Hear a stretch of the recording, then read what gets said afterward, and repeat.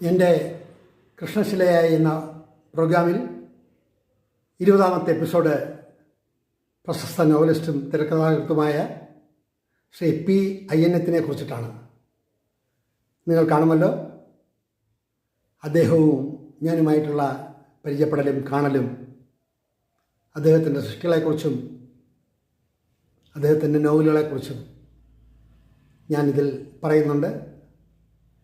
ചിലപ്പോൾ അയ്യന്നത്ത് എന്ന് പറയുമ്പോൾ ഓർത്തെടുക്കാൻ ബുദ്ധിമുട്ടാവുമെങ്കിൽ അദ്ദേഹത്തിൻ്റെ നിരവധി നോവലുകൾ ചലച്ചിത്രമായിട്ടുണ്ട്. വാഴ്വേ മായം, തെറ്റ്, അങ്ങനെ നിരവധി. അപ്പോൾ നിങ്ങൾ ഓർക്കുമല്ലോ.